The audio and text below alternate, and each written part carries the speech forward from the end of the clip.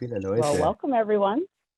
Welcome everyone. We want to welcome you to Collaborative Innovation, what it is, how it's different, and what it takes.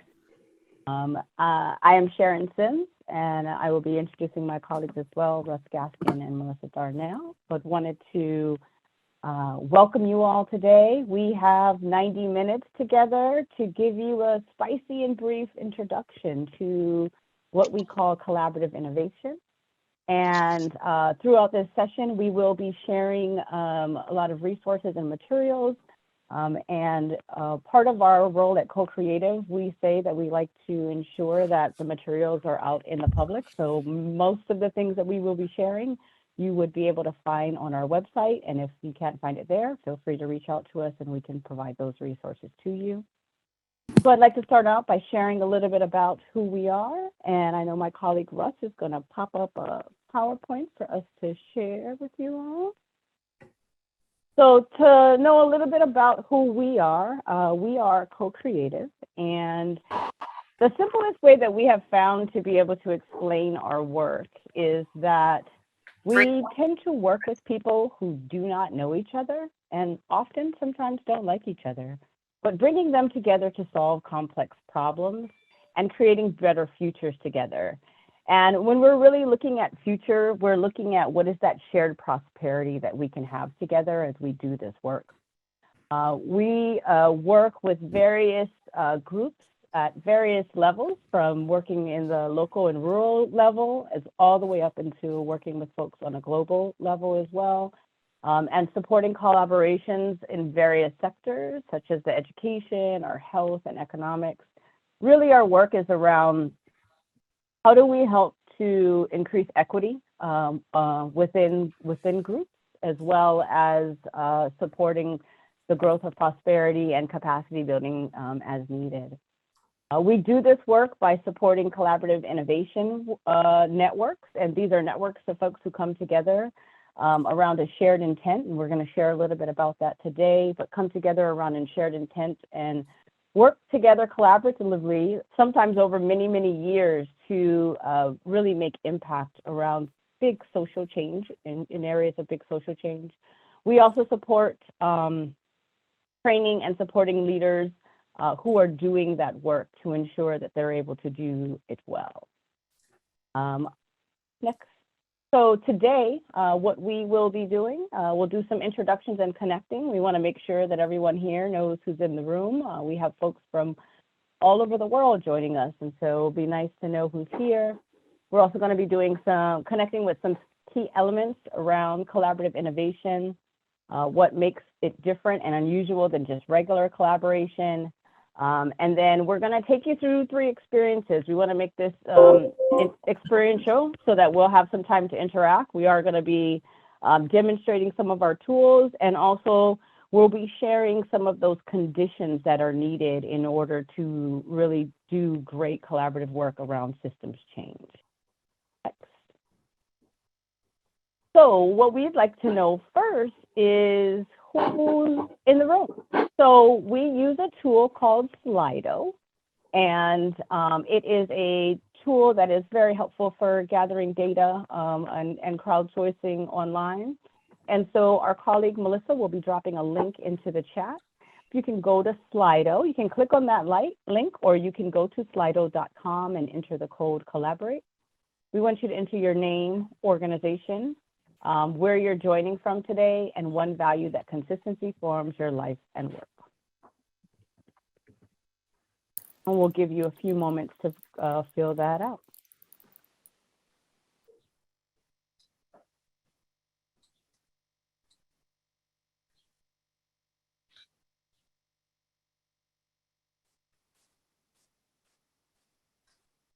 Have people filling in. Like Russ will share on the screen when we have a number of folks.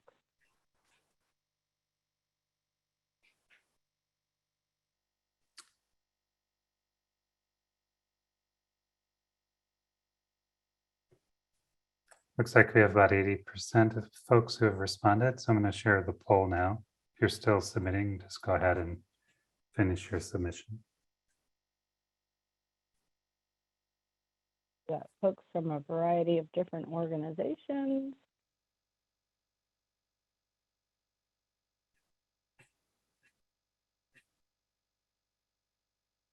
I welcome you all.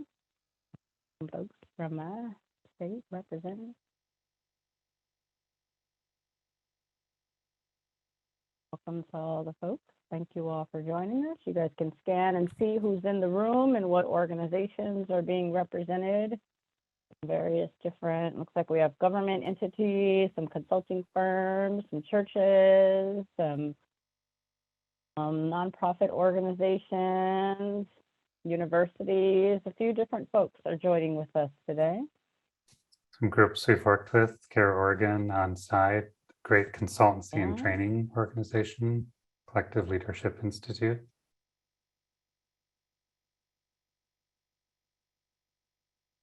Okay.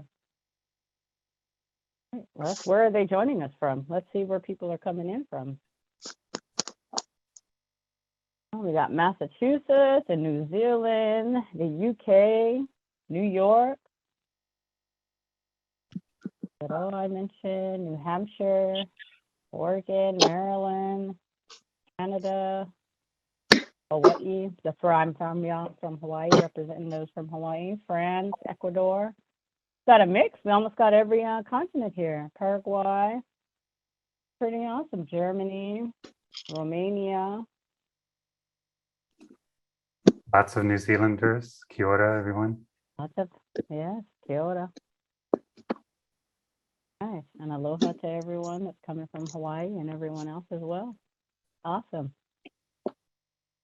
We want to, during this session this is also, we have one value. Well, look at that. So integrity is a big one for this group, but there's a lot of other things: curiosity, love, service, humanity, collaboration. Right. There's one, Sharon. Mischievous. I like it. Mischievous. I love it. I love it. I love it. I love somebody put Maui in there too. It's a value that I love too. Maui is a wonderful place to be. This is awesome. Okay, cool. Thank you for sharing. I am going to turn this over to my colleague Russ, who's going to get us into some connecting groups. All right. So we have a tradition, no matter what we're doing the webinar on, of connecting people. We know part of what supports people in this work is making connections with others who share similar aspirations and values and maybe struggles. And so these are going to be random groups of 3 or 4. And we're suggesting you only have 8 minutes. So it's just enough time to just make some initial connections. And so you might share your name and location, maybe something spicy and brief about your work. When we say spicy and brief, we mean more richness and fewer words. So really just conveying like what's the most powerful thing that you want to share about your work today. And then one high point experience of deep collaboration. So some experience you've had that just stands out to you as a wonderful experience of collaboration, whatever that might be. And maybe just share it with the group and maybe something that contributed to that being a high point experience. One thing is just please be mindful of sharing the speaking time. You'll have, maybe 2.5 minutes each, depending on your group. So let's just make sure that everyone in your group has a chance to share. Melissa, are we good for the groups? Ready to go? All right. All right, welcome back, everyone. Hope you made some good connections. I'm going to do a brief overview of what we mean by this term, collaborative innovation. It actually came out of when we were thinking, well, what do we call this process that we're employing here? At the time, the word collaboration was associated with a bunch of people talking in circles endlessly, having the same meeting over and over, not really getting very deep or very far in the work. Innovation at the time was associated with brilliant social entrepreneurs or tech people whose individual brilliance drove innovation. And we thought, that's wrong. Like the deepest, the best innovation in social systems, et cetera, is driven through collaboration. And so we want to explore what it takes to do social innovation, to do systems change using a collaborative approach. So when we talk about collaborative innovation, it's an approach. We'll talk about a process model, which is we're going to present as though it's linear, even though it's not a linear process. We're going to explore some of the tools and methods that are used to support that approach, and also mention 2 patterns of the 6 patterns. As Sharon mentioned, all of these resources that we're going to talk about are available on our website. If they're not available on our website, just let us know. But I'm pretty sure all these are either in the blog section or the tools section of the site. But it's all based in a fundamental belief that when people are supported with good process, with good tools, with good methods, they can and will solve the most wicked problems together. So this is that roadmap. I'm not going to spend a lot of time on this. This is also available. We actually don't use this a lot explicitly, other than as a way to kind of talk about the work. And as you'll see here, it has a number of elements. It's really based in what we call the 4 agendas, which I'll share in a minute here. One of those being aligning around a shared intent, connecting a system of change or an ecosystem of change in trusting relationships, learning about ourselves, how we're contributing to the way the system is, learning what else is happening in the system that we want to improve, and then moving into what we call the making agenda, designing, making, and scaling, either scaling big, scaling deep, interventions that will start to shift the system toward a healthier, more equitable state. So if you're into the kind of roadmap thing, this is available as a resource, but I want to really focus on the heart of that, which we call the 4 agendas. And these are, we call them the 4 agendas because we often think, oh, we're going to have a convening or a meeting of a group. What's the agenda? And we actually, in asking people, what does it take to collaborate effectively for systemic change? We realized there were kind of multiple things happening there. And one of them was related to how do we build connections? How do we build trusting relationships across organizational boundaries, sectoral boundaries, political and cultural boundaries, so that we have the relational trust needed to take big risks together, to put what needs to be said in the room, et cetera. And each of these agendas we associate with a dimension of the human experience. And so connecting obviously associates with the heart. And I think you've probably all been in some kind of situation, whether it's in your work, in your family life, with friends, where you felt such a deep connection that you actually felt it in your body, centered in your heart. The aligning agenda is around aligning around a powerful shared intent, a shared intent that will fuel the work, that will make sure that we're all moving in the same direction toward the same kind of outcomes. And this is an interesting one because like any of these agendas, it also requires that we have misalignment and that we recognize divergent interests and divergent views and perspectives, including about what's important for us to measure and what we think an optimal outcome is for our work. And so just like connecting requires that we express mistrust and distrust with others to reach a point of genuine trust, aligning also requires that we have some opportunity to say when we disagree, and we have the space for that disagreement to exist. But when we experience deep alignment around a powerful purpose, a transcendent purpose that transcends our differences and the boundaries among us, we actually associate that with the spirit. And you may have been in a situation where you've been working with a group, and at that point of deep commitment, there was something transcendent in the room that we felt like together we've now committed to something far greater than ourselves. The learning agenda is probably the most familiar, especially if you've been involved in collective impact initiatives, et cetera, or a lot of philanthropic folks like to do research and get studies and learn a lot about the system and consult the experts, et cetera. That is all part of the learning agenda as we see it. And it's also learning deeply about the human experience within a system. And this is where we, in this approach, connect systems thinking, which some of you are familiar with human-centered design. So we're learning about the system and the dynamics in the system, and we're learning deeply and building empathy with what people are actually experiencing in that system, particularly those who are most harmed by the system. But for the most part, we connect this with the head. And then making. So if we're going to change any system, we got to do something. We have to make some kind of intervention. Typically, groups will say, well, we need to make a new policies, we need to make a new training program, et cetera.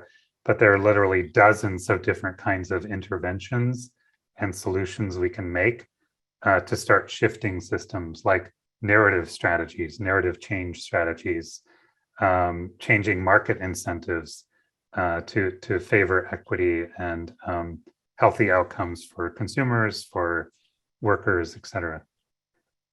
And this is where we get into these metaphors like rolling up our sleeves, getting our hands dirty, all these things about we're really here not just connecting, aligning, learning, but actually advancing real strategies and real interventions in the system and learning from those about what's working and what's not, adapting and emerging a strategy over time. So this is one of the core frameworks that we use in collaborative innovation. We use it to design agendas for convenings. So what are they connecting, aligning, learning, and making outcomes for any given convening? We also use it as an assessment framework. So how are we doing in terms of relational trust among the stakeholders that are working together, for example?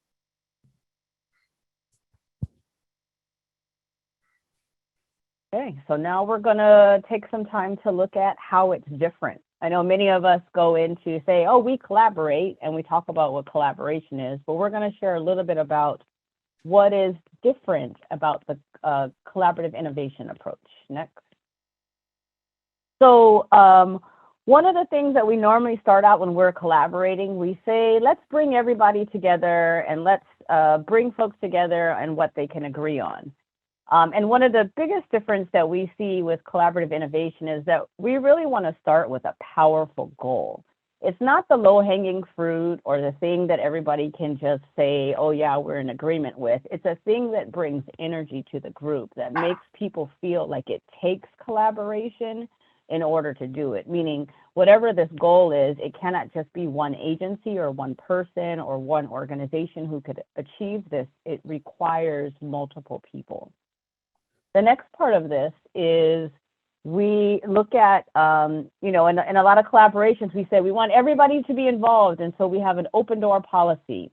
And we're going to take some more to delve into this. But in collaborative innovation, we want to make sure that we're highly selective of who we're choosing to participate in this group to make sure that we have a complete fractal of the system. And so we'll talk a little bit more in depth in this one later in this session. The next part of this is when we normally collaborate, we say, let's get the decision makers in the room. Like, let's get the people at the top, the ones who can make those decisions. And what we want to say in our work is we want to make sure that we have a picture of the whole system. So we want to make sure that there are people in the room who are closest to the pain or the issue that we're trying to solve, as well as those who are decision makers and leaders, and have a mix of folks who are part of this conversation so that we can have a really in-depth understanding of the issues and really come up with collaborative solutions. Next. Oftentimes people work, then present the work to their stakeholders. And what we're doing in collaborative innovation is really doing the work with everyone in the room. It's real-time work. We're prototyping, as Russ said, with those the 4 agendas. We're prototyping, making things in the room together.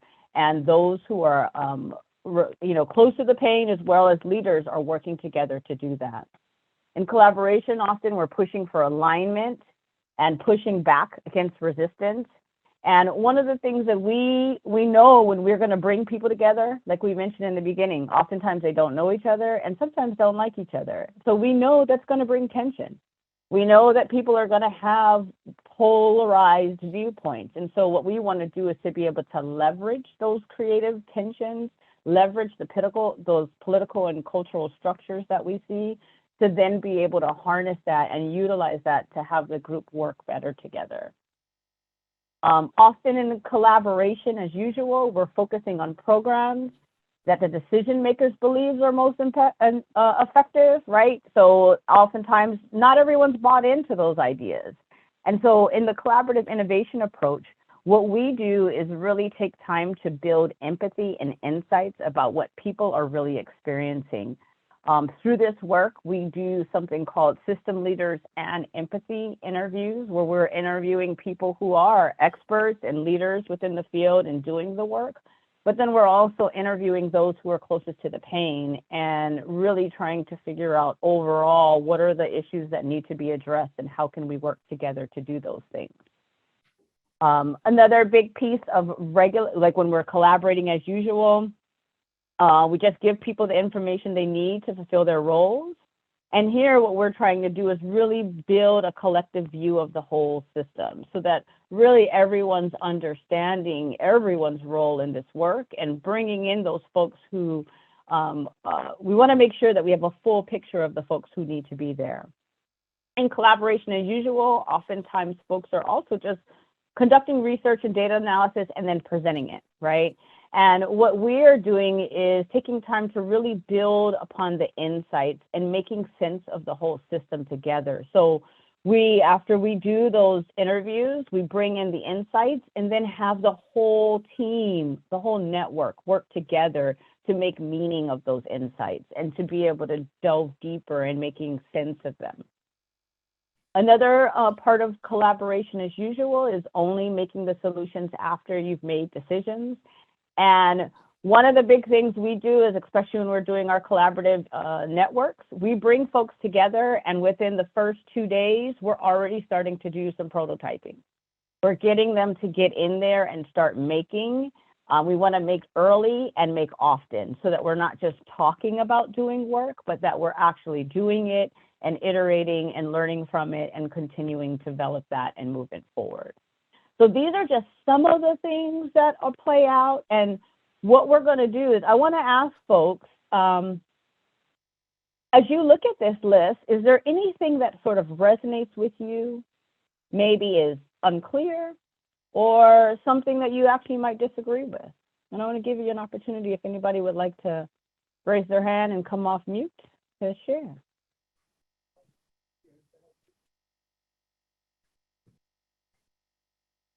Go ahead, Douglas. Yeah. Just maybe a little precision on when you say choosing participants, what's the process you're choosing them for exactly? I mean, maybe you're going to get into that, but that's the sort of question that pops out at me. Yeah, and we're definitely get into who we choose, but it's really around who needs to be involved when you're wanting to do systems change work. Who are the people that we need to bring to the table to have these conversations? And so it's really around how we're choosing those folks to be a part of whatever the initiative may be. And we'll talk a little bit more about how we make those selections, but we definitely want to be focused on who we're bringing together to move any systems change effort forward, if that makes sense. Is that kind of what, does that help you, Doug? Okay. Any other thoughts or questions folks have? This is Damien. I have one observation. Mm-hmm. Actually attended a co-creative event that you guys had, or a training maybe like 3 or 4 years ago. I think Russ and one of his colleagues did that in Oakland. I'm interested in hearing a little bit more about, maybe not right this moment, but in the future, about the prototype early and often component. I work in government, and sometimes that there's several prototypes that are used early and often, and trying to figure out how to distinguish between which prototype either to use or to go with me. That when you have the whole system in the room, you have people that may want to prototype, have several prototypes to work on, and trying to distinguish about what's the best direction to proceed with that prototype. I think I'd be interested in hearing more about. Thank you.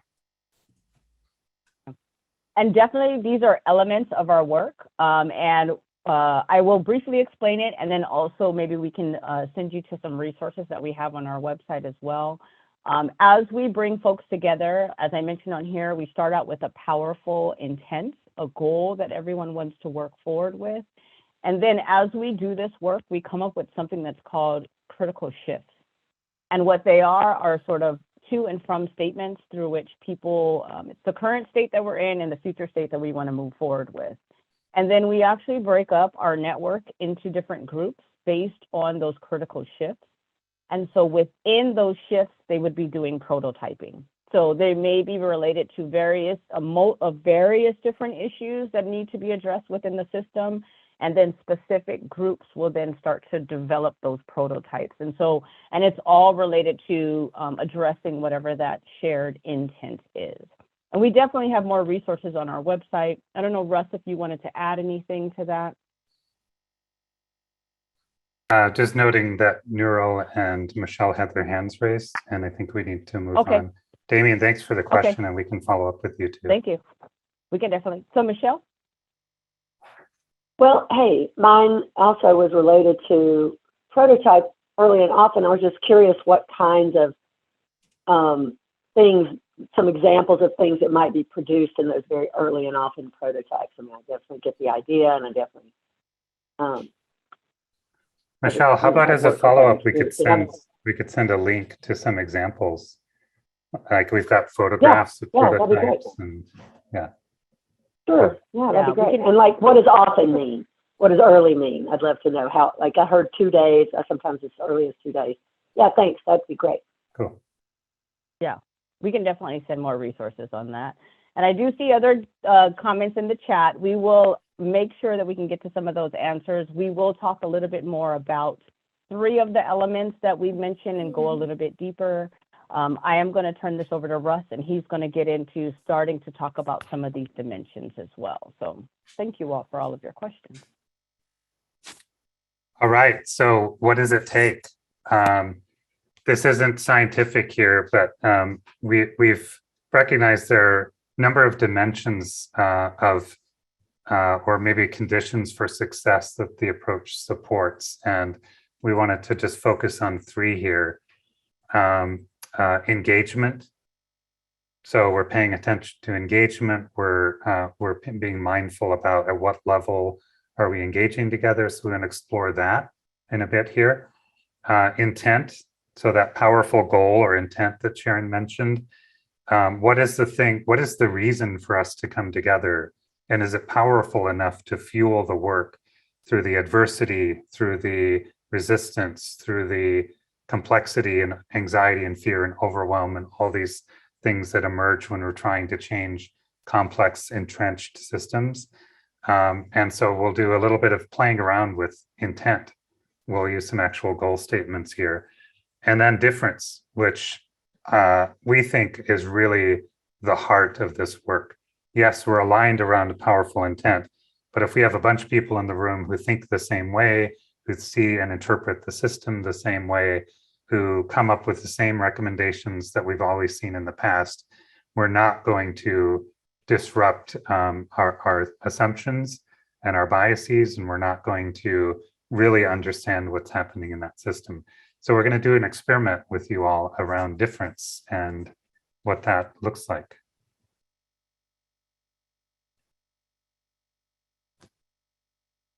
Okay, so we are going to do a guided reflection. So I want to ask you all to just sit comfortably in your chairs for a moment, and I am going to read a reflection. And as I'm doing this, I want you just to feel, what's experienced, what are you feeling in your body? And then we're going to answer this prompt that you see here. So imagine that you are a member of a community where you've lived with your family, where you feel connected to the people and the land. It has a lot of assets and it has its challenges. One day, an outside group of experts shows up and says that they want to help improve your community. They set up meetings in the town. They ask the community to come together to hear about the potential improvements and ask people to share about their hopes and dreams. They ask you as a key leader in the community to participate in a one-on-one interview and to complete a survey to share about your key pain points and potential solutions that you feel are pivotal for moving your community forward. They also ask you to identify other people in the community to communicate with, to gather information from. After spending 3 to 6 months gathering information, the outside group puts out a report that shares the challenges of the community. In that report, they reveal a handful of strategies for improving the community. Only one of the strategies they share relates to the ideas that you and others in your community agreed were most critical. The other strategies are things that you feel would be a waste of time or may even be harmful to your community. I want you to share what feelings is coming up for you in chat right now. What does it feel Zoom to chat. feel like in the chat? Be angry, coastal, resentful, frustration, unheard, infuriated, right? Dismissed, pointed, excluded, annoyed, tokenized. Why come to the community if you're not going to listen to us, right? So these are the feelings that do come up when we do this. Okay, quite a few. A lot of, not feeling good, disrespected. You guys feel that? It doesn't feel good, right? It doesn't feel good at all. All right, so now I want you We to should shake that reflect off first, back on- Sharon. Shake it off, yeah, let's shake it off. Get that energy, like, get that stuff away. I'm with you, manipulate it, yeah, let that go. Now, I want you to reflect on a time when you were deeply and meaningfully engaged in compelling work with others, where you and everyone involved was contributing to shaping the purpose of the work, the analysis, and the solution. What are you seeing? What are you hearing? Now, as you reflect on that time when you were meaningfully engaged, what are you feeling in your body, your gut, your heart, your spirit? Now in chat, I'd like for you to share a few words about what that feeling was like when you were feeling highly engaged, respected, I see. Coming in. Ooh, sense of community, juicy, I like that. Energized, valued. Bravery, intact, flow, energized, optimistic, like you're being a part of it, right? Energized, connected.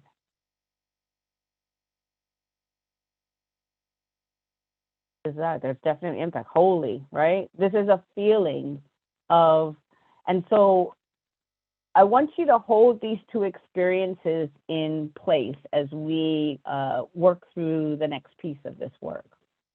So next. So as we do this work, we look at how we engage people in the work. And this is coming up, this is a mashup between some work done at the International Association of Public Participation and the levels of innovation from Cheskin Research. And so what this shares is different levels of engagement. And so as you can see, when we're looking at level 1 engagement, this is when maybe some people in the leaders in the community have already made some decisions and they just want to inform people. And this is a form of one-way communication. And so we're just informing people of what's going on, and its purpose is for understanding. Level 2, next, is really looking at being able to start to engage people at another level, kind of like in the first scenario where we're wanting to consult because we want to improve something. And so what we're really doing is gathering and consulting with people and gathering information. Next level. Level 3 is when we want to more in-depthly involve people in the work, right? And we're trying to evolve something into something new. And so this is also good when we're using some mediation or negotiation techniques, but this is really when we're wanting to involve people more in the process. Level 4 is when we are looking to collaborate and innovate. And so this is when we're looking at having some more collaborative strategies and looking at interest-based negotiation because we're really wanting to get people engaged in this group. And then at level 5, this was originally labeled Empower, but we, with license, changed it to co-create because this is where we're really trying to transform or co-design. And one of the things that we feel is all these levels of engagement are important, but it really depends on the outcome or the type of work that you're wanting to do. And what we firmly believe is that in order to do collaborative innovation for systems change, we're really working at level 4 and 5 engagement. Because this is really where we're bringing folks together around that complex change. And for people to be able to take big risk and to be vulnerable with each other, to be able to let go of their preconceived ideas and plans and be able to trust the work and each other, they really need to feel the feelings and be connected. And so while level 1 and level 2 are good, level 4 and level 5 is what's needed for this work. And one of the biggest things that we say is that if you profess to be working at level 4 and 5, but really are working at a level 2 or 3, this is one way to really turn people off and piss them off really when they're trying to do this work. And we want to really work at this level 4 and 5 and make sure that we're truly and authentically engaging folks in the work. I'm going to pass this back over to Russ. Thanks, Sharon. So intent, this relates to the aligning agenda. The more deeply we are aligned around a shared vision, purpose, goal, etc., the more fuel we have for the work, the more glue we have to hold us together through the challenge and difficulty. And we often, when we're asked, for example, to come and help turn around a collaboration or a collective impact initiative or whatever, one of the first things we say is, why are you all here? And sometimes it's not very clear. And so if we're not clear about what we're actually in the room to do together, that's powerful, that's tangible, that has real energy and a pull to it, then we might start with that. And so what we'd like you to do is, I'm going to offer, I think, 6 goals here on the screen. And I'm going to activate a poll in Slido. I think some of you maybe have already started to respond to the goal. And so on the next screen, I'll share those goals. You can review them and I'll also read them. What I'd like you to do is to not try to take them apart rationally or cognitively, but just listen to each goal and pay attention to what's happening in your body. What's your somatic response to the goal? And then after we've done that, you can go into Slido. Melissa will drop a link in. And once you have a sense of which goal created the most energy for you, we'll ask you to vote for that goal in Slido. So these all have to do with the same kind of area of work, just different expressions of a goal. Number 1, all children in our region will have access to quality preschool to prepare them for kindergarten. 2, by 2025, all parents and caregivers in our county will have the knowledge, skills, connections, and support needed for all of our preschool-age children to enter kindergarten ready to thrive. 3, by 2032, race, ethnicity, home language, and economic status will no longer predict kindergarten readiness.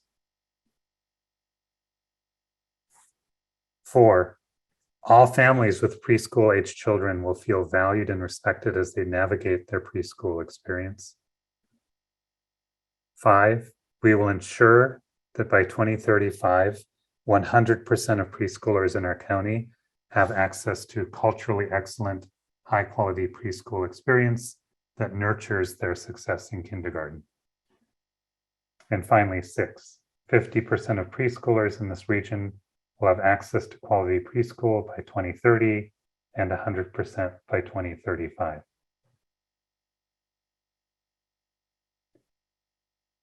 So using Slido, again, you can browse to slido.com. You can also, if you browse to slido.com, just enter the event code collaborate or just click on the link in the Zoom chat. Again, the question is, which of these goals creates the most energy within you?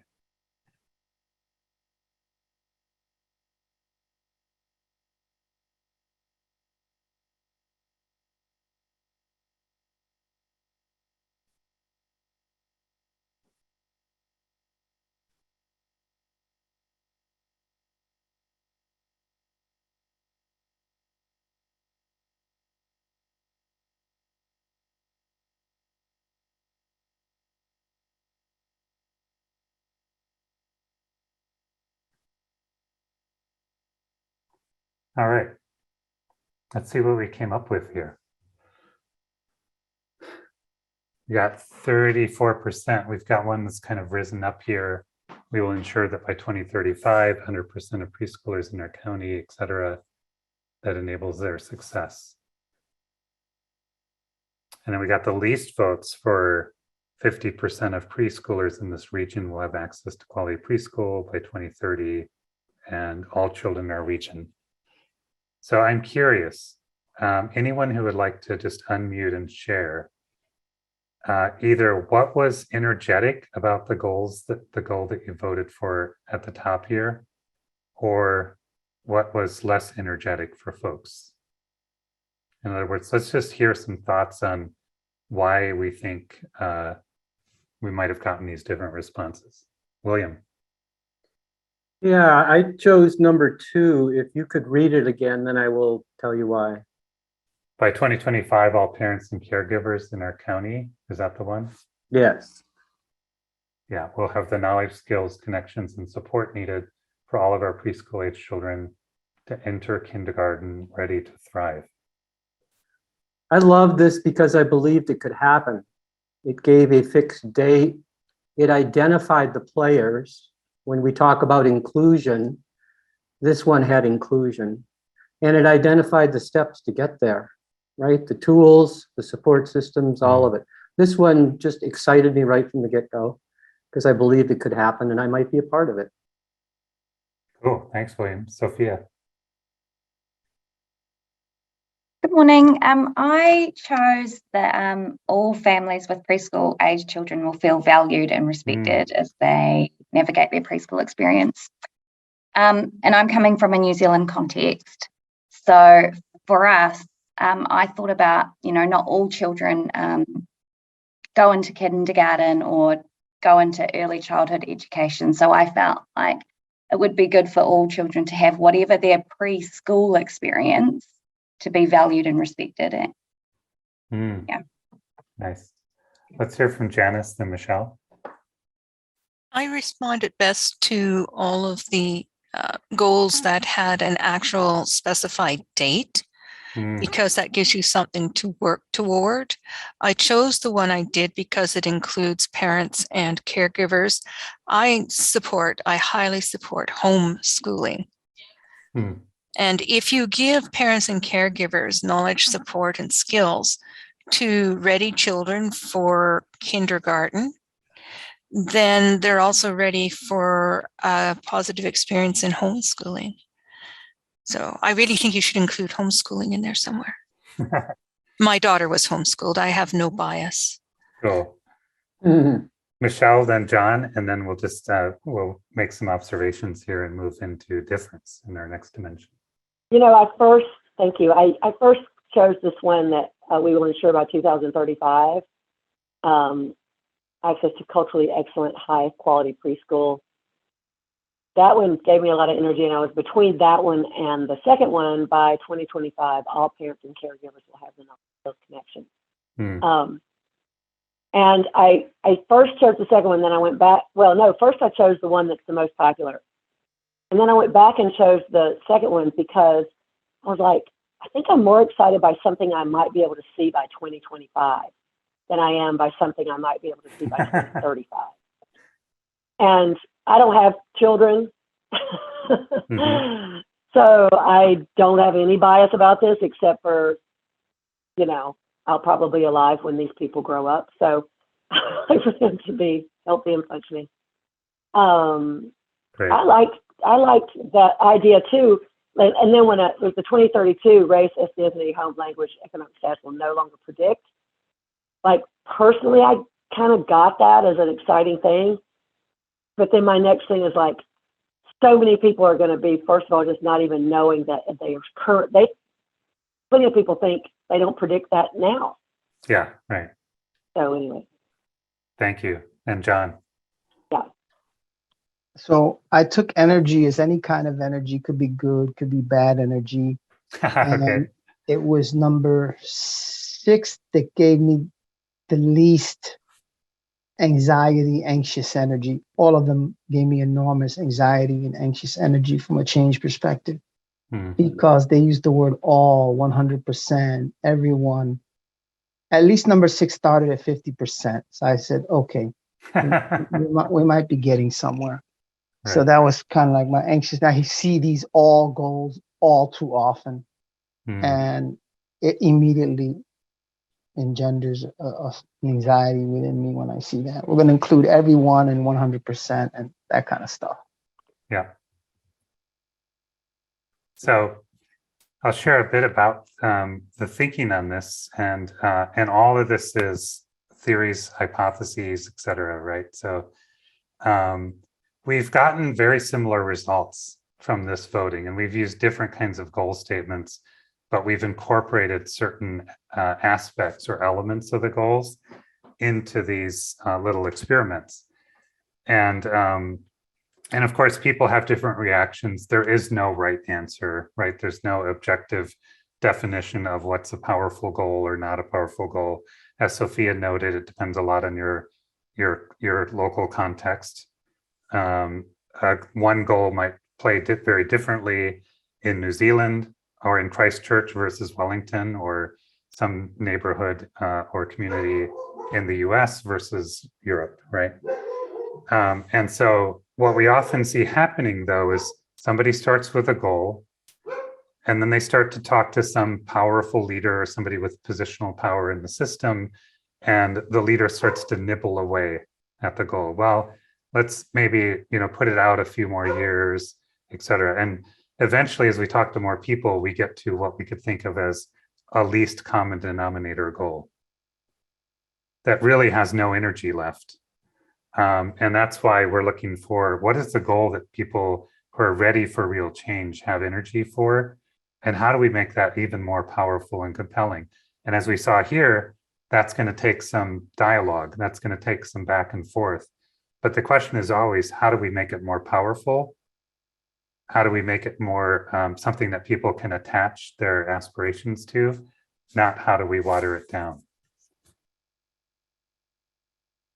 So it provides energy, purpose, it's a kind of goal that makes it make sense that we would bring together 50 people from different sectors, from different organizations. We would spend this time, we would spend this level of resources to work together. Because if it's a goal that one organization can achieve on its own, people aren't it won't justify that level of collaboration.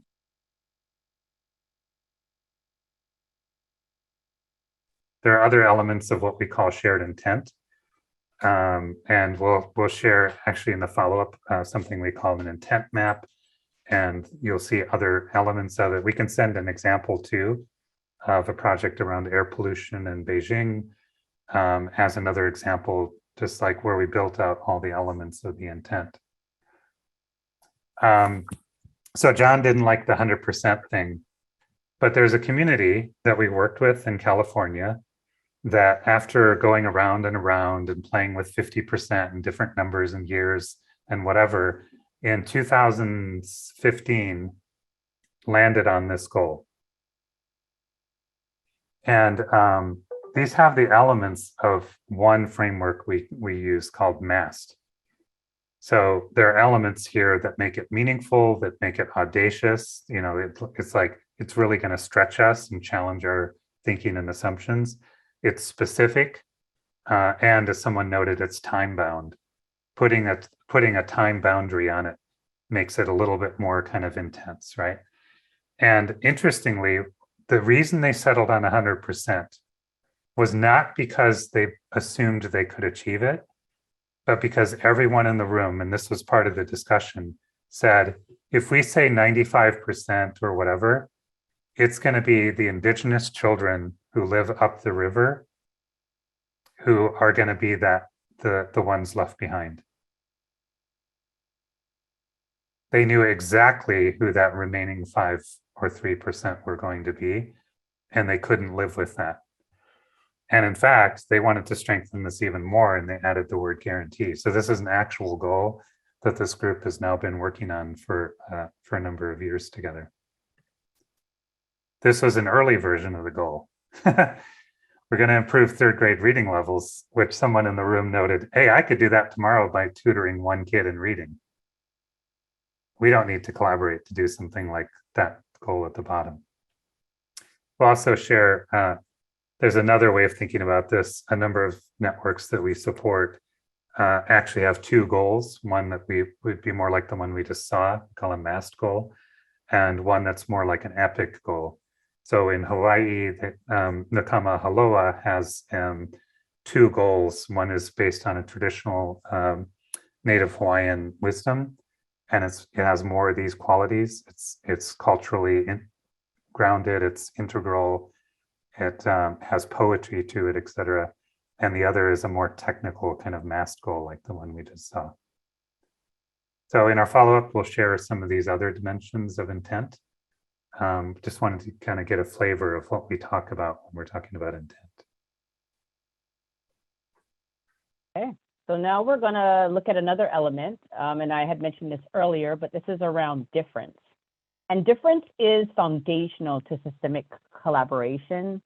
The only way to understand a complex, changing system is to have enough diversity of views, knowledge, and experience in the group. And so when we're doing, again, system collaboration, what we're trying to do is to select the difference that we want so that we can get people who are committed to the goal. So when we're doing this work, I know I mentioned we don't have an open door policy, and one of the reasons is because those who show up can find it easy not to show up later if it's just anyone is coming to the room.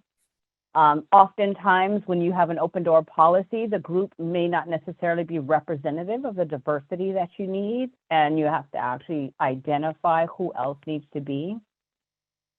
Some of the things that we have found is that when you have an open invitation, these are some of the messages that show up for folks, right? You can show up if you want, but you're really not needed for this, right? We want people, if we're going to do this level of work, we really need people's buy-in and commitment. You're welcome to come. Some people may feel like if you look like us or talk like us, but don't necessarily feel like they would be included in the group. You don't have to have a real commitment to do this work to join us. And in order to do this work, we're looking for people who are really committed and are going to show up, right? And we'll take whatever commitment we can get. Have you ever been in those groups that are like, whoever can show up, we'll do it. And then who's committed? And then we have to really work on something and then they are not there, right? And so we want to make sure that when you consider this open invitation, sometimes it doesn't always feel open to everyone. And Russ, did you want to add something to that? I was just raising my hand when you said, yeah, we'll take whatever commitment we can get, and then they don't show up at the next meeting. Right. But just the importance of diligently cultivating the diversity we need. Most definitely. Next, you can put the next slide. So when we're looking at this, one of the things that we do say is that we want to be selective to be inclusive. And by this, what we're looking is to be highly intentional about who enters that collaboration and even who's doing the inviting in the first place. And so we do work with a design team, and they help to do this process of inviting folks. And you want to be clear about what the expectations for everyone and get agreement about working together. Ensure people are really ready to collaborate and commit to a shared goal. And so we spend time prior to bringing folks together, even sort of taking that shared intent and circling it around so people can get energy to it and feel like they're engaged with it before they even get invited to the work. So being selective and inviting people explicitly, you are actually being more inclusive and getting the diversity of the people and perspectives that you need in that room. And then you're going to be holding space that allows people to be deeply committed, accountable, and then have mutual support. That mutual support can emerge when folks are there. And so again, this is, we want to be selective of the diversity that we want in the room. Okay, so it's ensuring that there's diversity by selecting folks. Next. And Sharon, maybe I just add an example here. I think Claire Hoppy's in the room, has been a part of a collaboration called Clean Electronics Production Network. And that's a collaboration to eliminate worker exposures to hazardous chemicals in the global electronics supply chain. And of course, we needed companies, and we needed brands that were influencing their supply chains and setting policies in the factories that were developing their branded products, et cetera. But we also needed worker representatives and the voice of workers directly in the room, which brought not just a whole other perspective to the challenge, but a groundedness in reality, because it's easy for a company here to say, well, that's not really happening in a facility in China. And accountability. So by having the diversity in the room, we not only got diverse perspectives on the problem and better solutions, but we had greater accountability built right into the group itself, which I think made the work more powerful. And when we're looking at this, I kind of mentioned earlier that we're trying to get a fractal of folks in the system. And so when we're selecting to be inclusive, like Russ just mentioned, we're bringing expertise in the room, but also bringing folks in that have that beginner's mindset. This also helps to kind of modulate that power balance in the room, because we want to make sure that we're looking at how power is showing up. It also helps for better diversity and information. And I'll share, like Russ mentioned, we have a collaborative here in Hawaii called Nakama Ahaloa. And in our network, we are working to support Native Hawaiian children in foster care. And through this work, we have a network that has foster youth, birth parents, and the director of child welfare, and all of the nonprofits that support this work in a group together, in addition to funders and all different people. And one of the things that was one of the most powerful moments that we've had is that we've had a birth parent share with the group what it was like when they had their children removed. And a lot of people in the system never had listened to what it was. And he actually said he took his kids to school, child welfare took them away, and he thought somebody kidnapped his children. And so this actually has changed the way that our system is operating and working with birth parents, really by having that in the room, because it allowed people to have greater empathy, and also allowed us to look at where do we need to hold people accountable at different levels. Another thing that this helps is that we're able to influence, we have greater influence around a larger system when you have more diverse folks' voices at the table. Next slide, Russ. Sharon, I might note too with Nakama Ahaloa, how if we had gotten the most powerful people in that system, the people with positional power, that a whole thing that's emerged in Nakama is regrounding child welfare in Native Hawaiian values and traditions, like the tradition of Hanai, where the community helps take care of a child. And that just wouldn't have emerged if we had gotten just the most dominant powerful people in the room. It came from the diversity and the cultural groundedness. Yeah, and I think the other thing that showed up is as a result of that conversation with the birth parents, they actually have established a birth parent advisory group that now works directly with the leadership at Child Welfare to help make some advisement on how they can do their policies better and how they can do assessment better and a few other things. And so if we didn't have that diversity in the room, we wouldn't have come up with that as a solution of things that needed to be happened to change the system. So again, what we're also wanting to do, and I just mentioned this, is engaging those who are experiencing the most harm. I think one of the main things that we want to do is when we work in our networks, we are bringing together people who are employed to do this work and folks that we want that aren't getting employed. And so we want to make sure that people are compensated for their participation. So if you're including, like how I mentioned, birth parents and youth, we are making sure that they are compensated for their participation, making sure that the meetings are accessible. I know there were some comments in the chat around doing this virtually. In Hawaii, we started our work in person and then have continued it virtually and are still finding ways to engage people. So making sure that we can do that. You want to have both direct and indirect representation of that. So really making sure that we're creating the right conditions to prepare people to show up to. So in many cases, we work with folks if we want to have them to have presentations, but really just making sure that we're creating a situation that will allow those who are closest to the pain to be able to feel like they can engage in that group. And we're really modulating the power as we do that work. Russ, did you want to add anything to this one? Nope. All right. So what we want to do is we want to do a quick crowdsourcing with you all. And so we're going to ask you to go to Slido again. And we want to look at what would it truly take to advance racial justice in the U.S. We know that some of y'all are not from the U.S., so we would like to get your thoughts as well. But we want to see, we're going to give you a few moments. What do you all feel like it would take to truly advance racial equity? I'm going to give you a few minutes to go into Slido. We like comments from all around the world. Your input would be helpful. Give you a few minutes to work on that. We're already upvoting some of the things. You can upvote the ideas. Once you put in your thing, you can upvote anything that kind of resonates with you. See things coming in.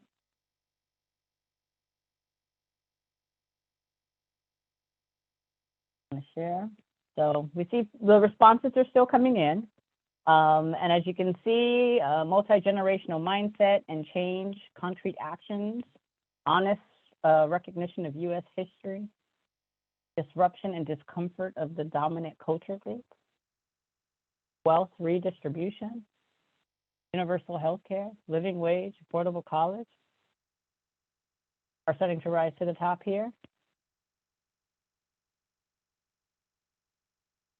Wealth distribution, okay. Feel free to upvote whatever you like here.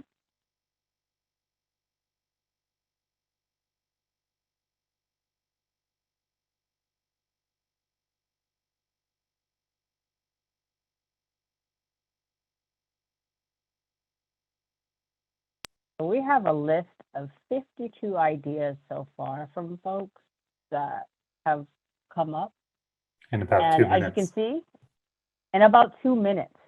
And one of the things that we look at in our collaborative innovation by having a diverse group and being able to do something, and we'll explain some of the patterns that we work around, by doing some of this work, working concurrently and even silently, how fast we can crowdsource a lot of ideas, and then also be able to see where the energy in the room is with folks by asking you to upvote.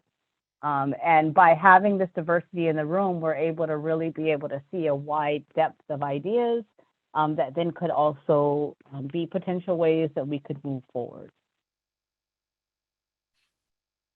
You can see that some of these ideas are divergent, and you can all scan through them as you're looking as well. All right, Russ.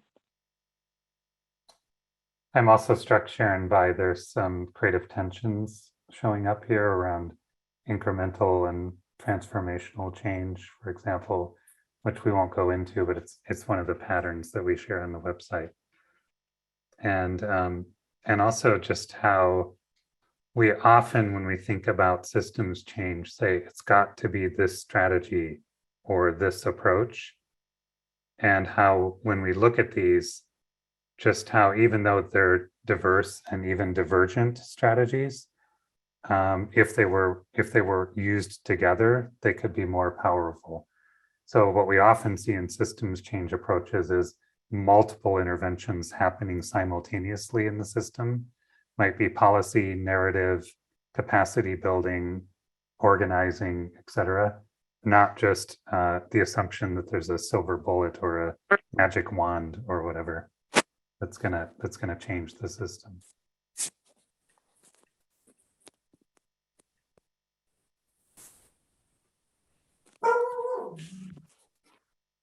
Right.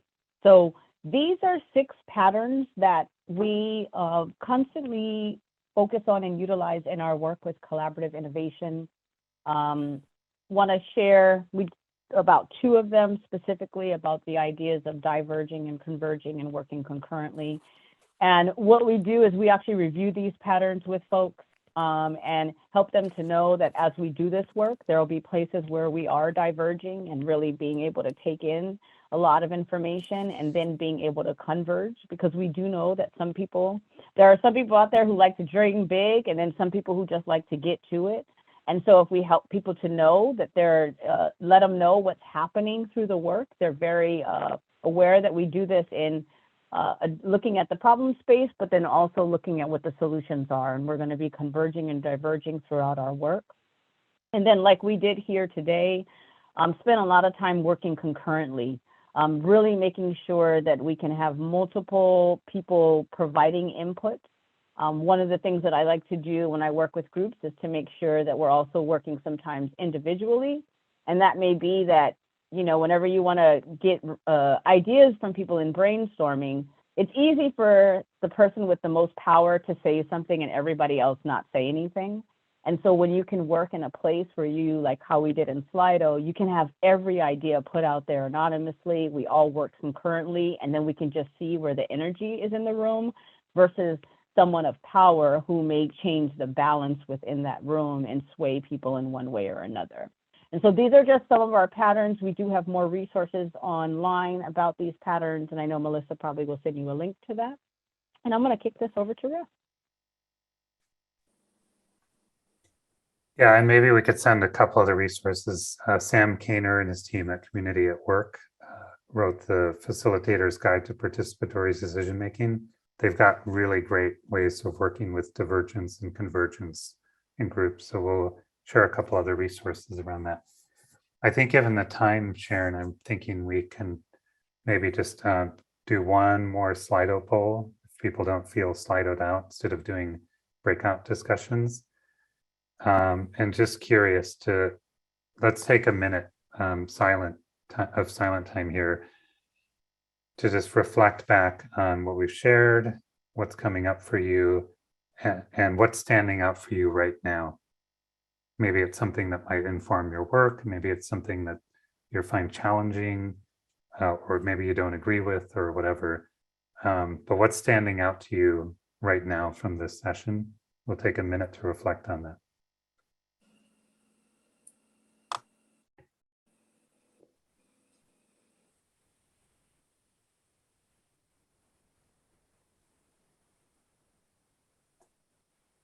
And then I'll ask you to go to Slido when you're ready to share what's coming up for you.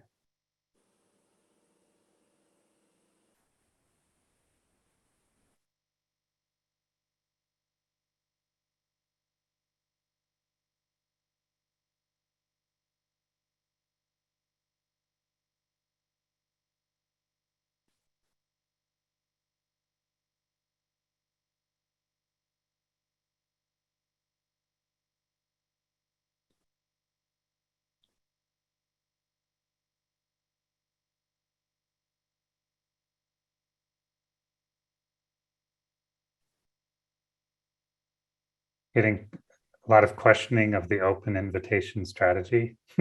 There's more in the piece called "It's Not Collaboration as Usual" in the blog section of our website. There's a little bit more related to that.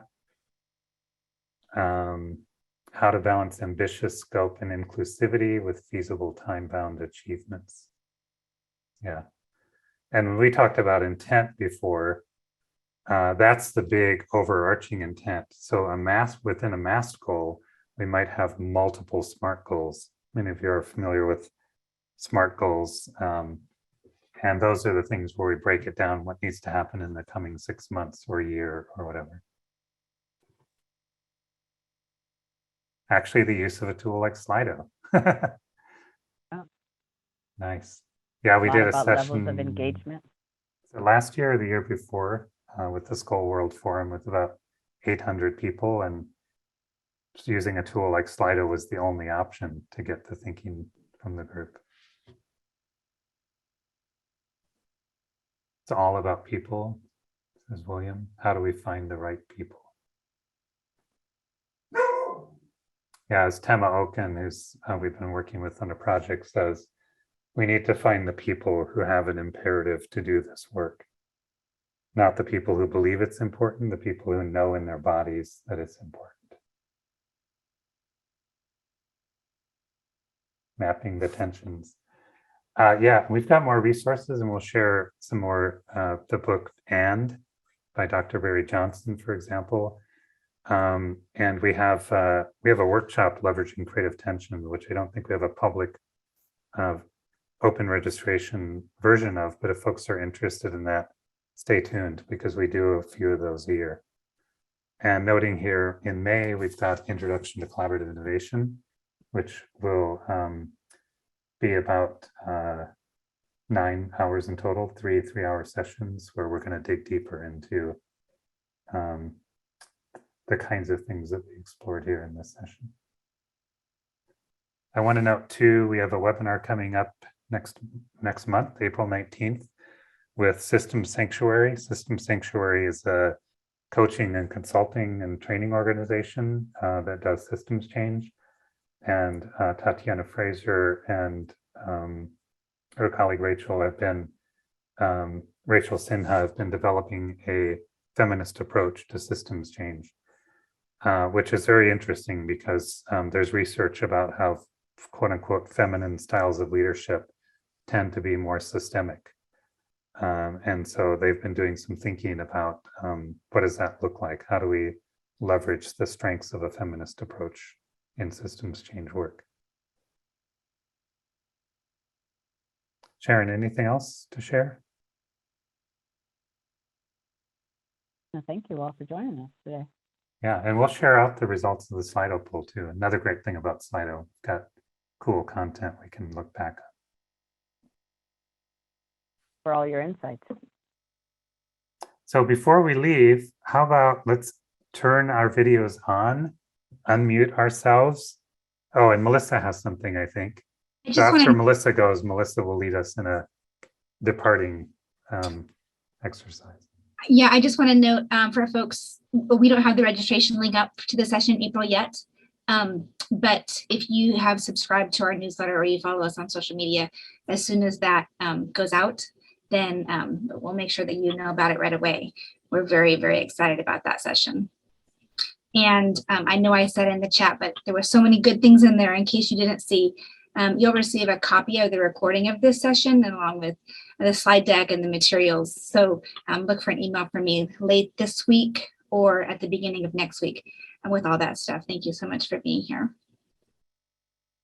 So as we depart, let's greet one another, whatever language you prefer, whatever your traditional departing statement is. Hello. Bye. Have a great day. Bye. Peace out. Good to meet you, Terry. Cheerio. Nice meeting you. Thanks so much.